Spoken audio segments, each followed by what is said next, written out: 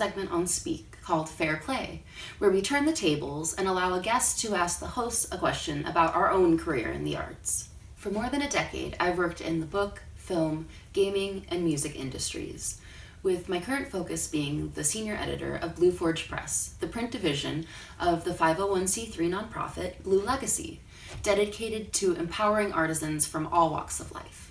Jennifer DiMarco is an author, musician, filmmaker, and game designer, and the regular host of Speak. But today, Jennifer, Brianne, what would you like to ask me? Well, first, Brianne, I know that you have not watched the entire season of Speak yet because I'm still editing them all. That's true, though. I have heard stories from every single interview. Oh, yes, that's true. I feel like I've seen them, even though I've only seen a few of them. So actually, almost every artisan that I interviewed this season talked about you. They brought you up. And I mean, how amazing your covers are. What? So you are the senior editor. So you are, I mean, for those folks that don't know, a senior editor, you pick what we publish and you edit what we publish, often trying to juggle both blue pencil and red pencil. You tried delegating blue pencil for a while and it was a nightmare. Yeah. And you often also create the cover art and lay out the books and lay out the covers and help design the marketing materials that go with everything. Well, one of my real loves is graphic design. So for me, that is one of my favorite parts of the process. Yes. Is doing the layout on the interior, but also creating covers. I feel really passionately about. And strangely enough, I've felt passionately about cover art for, I feel like, my entire life. Yeah. By the time I was 12, I had a favorite cover artist. I didn't know anyone else my age, or, I'll be honest, adults even, who have a favorite cover artist. Yes. His name is Cliff Nielsen. He's incredible. He did covers on half of my favorite young adult books. I think if you were to look up his style, you would see his influence. They're very abstract. He uses a lot of filters to tie in different themes and images, and one of them that I love is the edition, or one of the editions of A Swiftly Tilting Planet, which is my favorite novel by Madeleine L'Engle, who also wrote A Wrinkle in Time. It's one of the companion novels to A Wrinkle in Time. And there's for lack of a better term, a unicorn in the series who's like a time traveler. And named Gaudior, and Gaudior is featured on the cover, and there's roses across the cover and all these colors, and just the imagery is just incredible. Yeah. But it also so perfectly fits the novel, and I find incredible power in that. So you can probably tell I'm a little bit passionate about cover art. Well, I know you're a passionate reader. You know, you have incredibly eclectic taste, and you're voracious. You read more books than any other person I've ever known. I mean, not just for work. Actually, you put to shame when I talk about, I have to do so much writing for work, and sometimes I'm exhausted. You have to read almost nonstop for your work day, and then you come home and you're cooking dinner and you've got a book open or you're listening to an audiobook, and I'm like, the children are like, oh yeah, Brianne is, Mama Brianne is making, chicken strips with panko from scratch, or whatever it is, some incredible homemade soup, or, something amazing. And you're doing all of that while you're also reading and possibly even listening to music at the same time. And I've always been really impressed with that, is that the way you consume stories from all different angles, I just feel is what makes you a great poet, but also what makes you a great senior editor, because you never try to tamp down the individual voices of your people. And I value that about you. Thank you. I think that is an incredible gift that not everyone has. A lot of times people try to impose their style, their will, their voice onto others, and I've never seen you do that. But my question for you as senior editor, of Blue Forge Press was going to be, what book did you find the most rewarding to get out into the world, and what book did you find the most challenging? But you know what? I've changed my mind. Oh no! Because I want to show the best side of fair play. You are not a senior editor first. You are a creator first. You are a poet. You write nonfiction, and you write it in verse. I do. And you have had some of your work published already. Which is terrifying, but yes. Yes. And that's what I try to be as one of your artisans who is so grateful to have you as my senior editor, but also as your wife of 13 years. And I am so grateful to have you in my life. Would you talk to me about prose versus poetry writing? I think there are some people watching this right now that don't know who Ellen Hopkins is, and who don't understand that novels can be written in verse, and so can memoirs. Can you talk about that at all? Why you decided to use that medium? What it means to you? Anything in that realm. I would like to hear from you as a creator. So, I definitely would have to thank Ellen Hopkins, because I had never read anything that was written in verse before. And when I say written in verse, I'm not talking about rhyming verse. No. If it rhymed, it was often accidental. She wrote a really incredible novel called Crank. I believe that was the first one. If I'm wrong, we'll have to put the title up. But Crank is an incredible novel. It is. Yeah. Which was, it's not nonfiction, it is fiction. But it was based on her experience as the mother of an addict. And she actually wrote, the narrator in the book would be, if you were to extrapolate it in a nonfiction way, it would be her daughter. So she was actually writing from her child's perspective, which I also found incredibly powerful because it was incredibly humanizing. How do you get to this place? How do you become a kid who's suddenly doing meth? Right. You know, that's not an easy jump, and yet in so many ways it is an easy jump. It's a really easy jump. And particularly in Kitsap County where we live, it's prevalent. It's incredibly prevalent. When I was growing up, when I was in high school, if I was hearing about hard drugs, I was hearing about meth. And it was just incredibly powerful. And so I read that one, and then I read, and I'll have to apologize because I do not remember the order in which any of these came out, but she did. But they're standalones. Oh, they are standalones. Yeah. She did a sequel as well.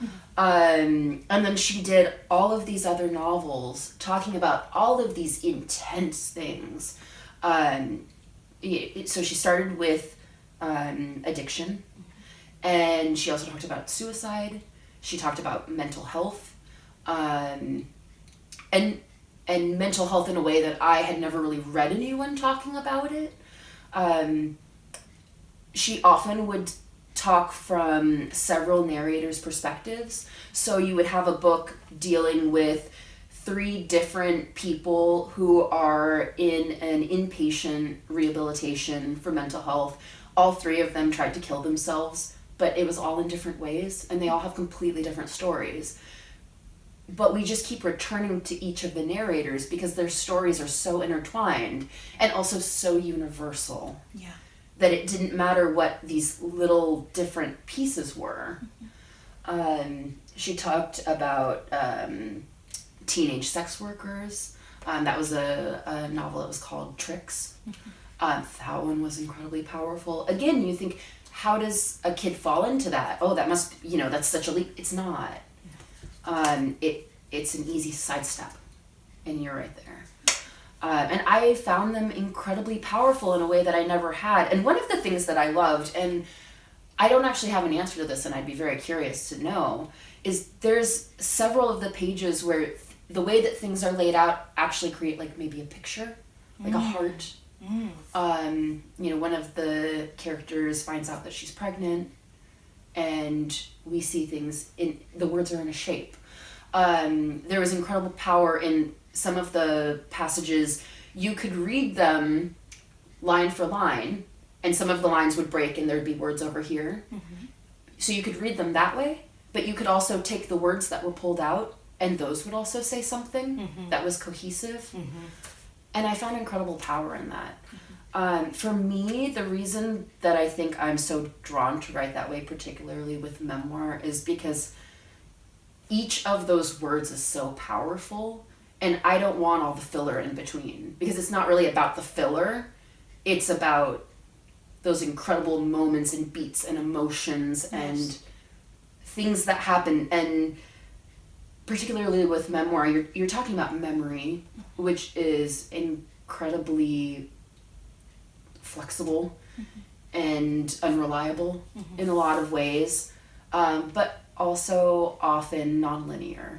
And so you start at point A, and then you go to point E, and then you come back to B, and then maybe you're jumping to X, but then you're going to come back. Yeah. And I find that with writing in verse, I'm able to do that, and it makes more sense than if I were to try to string it out into full sentences. I like that. I think that Ellen Hopkins was the first author that I ever knew who wrote in verse. And I love that you said, an homage to her, a tip of the hat to her, because it reminds me of, in film, when people talk about the Blair Witch Project, this idea of the found footage genre. Yeah. It's like, I know Ellen didn't invent novels in verse. I mean, years ago, we published a novel in verse, Still Life with Buddy, when we were just a book publisher. But I love that genre exists, because poetry can hold such incredible power. And I like what you said, without the filler. Sometimes the message that you're trying to get across, it doesn't need to be diluted. It's literally, it's bared to the bones. It's bared to the core of what it is. And I think poetry has a way of doing that, especially powerful poetry. But would you, I know that you have also written fiction. You wrote a fiction story, not in verse, just in prose, in one of the Unnervings, I believe. Yes, in the first one. Do you, and I know that your memoir that you want to write you intend for it to be in verse.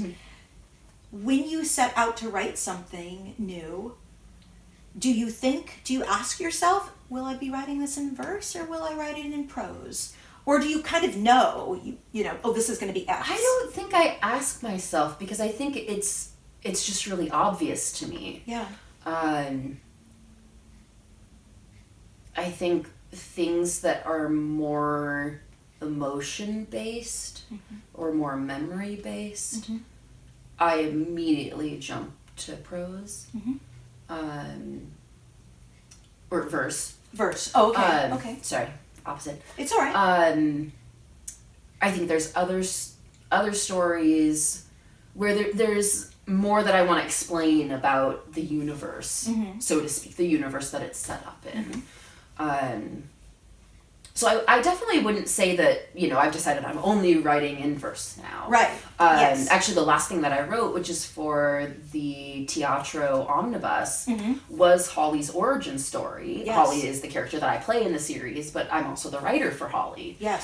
The Teatro de Frica Omnibus. Yes. Fiction and facts about the world all collected into one. Yeah. Right. And that was just written as prose, because that's what made sense for me for the story. But I think also because there's so many elements that I need to add in. Yeah. And talking about writing something that's, memory-based or emotion-based, I don't feel like that's necessary. Because we're just present in the moment. Yes. It's less about setting up all this context and, trying to add in little snippets that tie in with the show. And it's, to me, I guess it feels a lot more raw. And it's just like phrases. I don't know if that's just how my brain processes. No, well, that makes you know, it may be, but that makes a lot of sense. More emotional, memory-based type things. Yeah. Yeah. And I feel like I'm also able to give more of the cadence of how I'm thinking, how I'm telling the story, rather than just in a sentence. It can be read a lot of different ways. True. It's funny, you and I have talked quite a bit about the creative use, and I don't mean that in creative as in breaking all the rules. I mean the creative use of, or the dramatic use of punctuation and dialogue, and that idea of writing it more about how you want readers to read it if they're reading it aloud, especially. Yes. I very deeply feel, I have heard other people read my work aloud, and I'm like, why didn't you read the comma? A comma is a pause. A period is a pause. Yes. You know, it's a long comma pause. is a pause. A period is a stop. You know, a paragraph is even longer. I'm like, there's a rhyme to this reason. There's a reason to these rhymes. You know, with no rhymes at all. Well, I think for Fair Play, I would like to. You're already in the hot seat, so now I'll just keep you in the hot seat. And you've definitely asked more than one question. Oh, well, hey, some of the artisans did, Brianne. Some of the artisans did. I'm going to see if I can enact 2 promises from you today. Okay. When you release your first book of verse, whether it is a memoir or a novel, will you come and let me interview you on Speak? I would love that. I would absolutely love that. I have already started my memoir. I already have a title. Do you want to share the title? I'm perfectly fine sharing the title. The title is Unreliable Narrator. That's a great title. And it is a childhood memoir, covering kind of from birth, which is fun because that's mostly going to be things that I was told rather than my own memory. Yeah. But through coming of age, I suppose. Second promise. Yes. So, Body of Work has now sold over 30,000 copies. It's in its 3rd printing. Mm-hmm. Originally, all of the compilations of the Trinity Project authors' stories, you know, all of us got our own compilation of our own stories, but you can also find the Trinity stories compiled by season, all of the authors together, which I love. Is it literally called Trinity Autumn, Trinity Summer? Mm-hmm. Yeah, Trinity Spring. Mm-hmm. Love those. I think you did, again, fantastic covers for those. And I believe it's my fault, is that I had pitched the idea to the board, and the board at the time had liked it, that all of the compilations feature the authors' faces. And you did some incredible things. So authors got to actually send in a photo that they wanted, and then you turned them into these incredible covers. And there was some scheduling snafus and this kind of thing, and one thing led to another, but in the end, you didn't get to do my cover. I wound up doing my cover for Body of Work, and I hate it desperately with a fiery, flaming passion. And I don't want my face on the book. Now that I have shown that I can move copy, yes, can I have your promise that before the next edition goes into print, that I can have a new cover for Body of Work designed by you if I promise to show it off on an episode of Speak? I would love that. There we go then. That wraps the first season of Speak and Fair Play. It does. Oof. And let's see, what should we say at the end? You know what? I'll even say it. Oh. Do you want to say it? Oh, maybe I'll say it. Okay, you say it. You are the host for today, so it's only fair. You can find my full Speak interview with Jennifer and other episodes of Speak and Fair Play on our channel. Thank you so much for joining us. Here's for season 2. Here's to season 2. Absolutely.